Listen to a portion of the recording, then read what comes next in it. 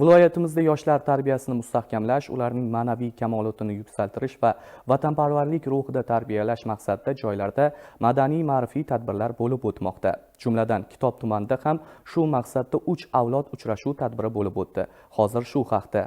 Mazkur tadbirda tumanning Nuroniylar jamg'armasi a'zolari, o'rta avlod vakillari hamda yoshlar bir davrada to'planib, o'zlarining boy hayotiy tajribalarini yoshlarga so'zlab berishdi. Shuningdek, suhbat davomida o'zlarining mehnat yo'llari, hayotda duch kelgan sinovlari va vatanga sadoqat bilan xizmat qilgan yillar haqida so'z yuritib, yoshlarga saboq bo'ladigan ibratli hikoyalar bilan o'rtoqlashdi.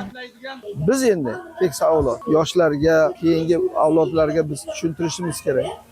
Eng asosiy narsa urf-odatlarimiz, qadriyatlarimiz, udumlarimizni biz rivojlantirishimiz kerak. O'shalarni yana qayta tiklab, chiroyli hayotga berishimiz kerak.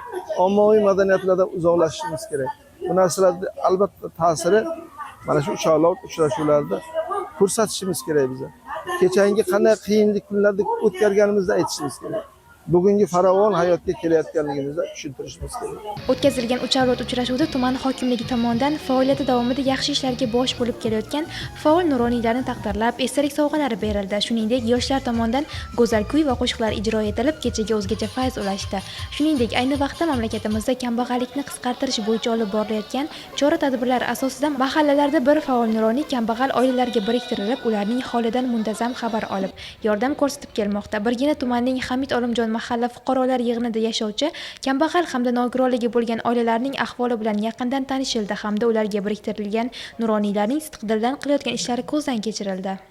Yurtboshimizning keksa avlod vakillariga qilayotgan bunchalik e'tiborlari, e'zoz, g'amxo'rliklaridan nuroniylarimiz behad xursandlar. Kitob tumanidagi 3 avlod uchrashuv ham aynan mana shu masalalarda avlodlar uchrashuvi. Avlodlar uchrashuvida nuroniylarimiz o'zlarining boy hayotiy tajribalaridan kelib chiqib, yoshlarga o'zlarining nasihatlarini, o'gitlarini beradilarki, o'ylaymanki, bundan yoshlarimiz juda yaxshi o'zlariga hayot maktabini olib, ularning o'gitlar, nasihatlaridan kelib chiqib, mamlakatimizni kelajak avlodlari o'zlariga xulosa chiqarib, mamlakatni yanada rivojlanishida o'zlarining yetuk bilimlari, ilmlari bilan harakat qiladilar degan niyatdamiz. Hozirgi kunda bizning mahallamizda 3 ta nuroniyga 15 ta oila biriktirilgan. Shular bo'yicha ishlar borilyapti. Nuroniylarimiz ham faol. Mana bugun Tursunov Sabohat opaga ham yaqinda elektron aravacha berdik bu kishiga, mana ko'chalarga aylanish uchun. Qolgan oilalarga ham Qurbonov Akmaljon bor. U kishi ishsiz bo'lib qoluvdi. Oilasiga, xotiniga tikuv mashina berdik. O'ziga 10 million so'm kredit ajratib Navoiylikni boshlagan. O'zini oilaviy daromadiga ochirib boryapti. Bu kabi tadbirlar yoshlarga yurtimizdagi tinchlik va barqarorlikning qadriga yetishi, bugungi kunda mamlakatimizda yaratilayotgan shart-sharoitlardan unumli foydalanishi va kelgusida yurtimiz bayrog'ini baland tutish, xalq farovonligi va yurt taraqqiyotiga hissa qo'shishga da'vat etmoqda.